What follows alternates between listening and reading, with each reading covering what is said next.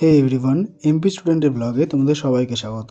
Basically আমি সকালবেলা উঠি না, কিন্তু আজকে কোনো রিজন ছাড়াই আমি সকালবেলা উঠে পড়েছি। যেহেতু আজকে সকালবেলা ঘুম থেকে ওঠা হয়ে গেছে, এই জন্য আমি ভাবলাম বাইরের ফ্রেশ ওয়ারটা একটু উপভোগ করা যাক। অ্যান্ড দেন আমি ব্রাশ করে নিয়েছি। ব্রাশ করে মুখ ধুয়ে আমি ঘরে গিয়ে এখানে রেডি হয়ে গেছি, কারণ আর 1 ঘন্টা পর আমার টিউশন আছে। আজকে সকালবেলা ঘুম থেকে ওঠার পর একটা জিনিস আমি ভালোই বুঝতে পেরেছি যে সকালবেলা উঠলে মাইন্ডের সাথে সাথে বডিরও একটু ফ্রেশ থাকে। দেন হাতে কিছুক্ষণ টাইম থেকে আমি এখানে পড়তে বসে গেছিলাম, অ্যান্ড তারপর রেডি হয়ে গিয়ে পড়তে চলে গেছিলাম। পড়তে যাওয়ার পর আমি তোমাদের সাথে কোনো ক্লিপ শেয়ার করতে পারিনি, কারণ আমার টিউশনে মোবাইল ফোন অ্যালাউ ছিল না, এই জন্য তোমাদের জন্য কোনো ভিডিও নিতে পারিনি। বাড়ি এসে বইয়ের টেবিলে ব্যাগটা রাখতে গিয়ে দেখি দিন দিন আমার বই স্তূপের জন্য বেরিয়ে চলেছে।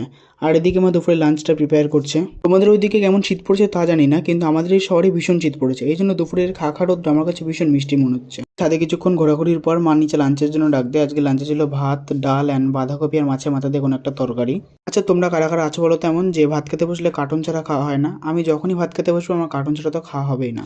এই জন্য বাড়িতে অনেক পরিমাণে বকা খেয়েছি, কিন্তু কি আর করবো বলো, মন তো আর মানে না। এসে আমি এখানে একটা টু ডু লিস্ট বানাতে বসে গেছিলাম, কারণ এরপর আমার কোন কোন চ্যাপ্টার বাকি আছে বইয়ের সেই সবই লিখছিলাম এখানে বসে বসে। দেন টু ডু লিস্ট বানানো কমপ্লিট করে ঘড়িতে তখন থেকে 12টা 18 বাজে।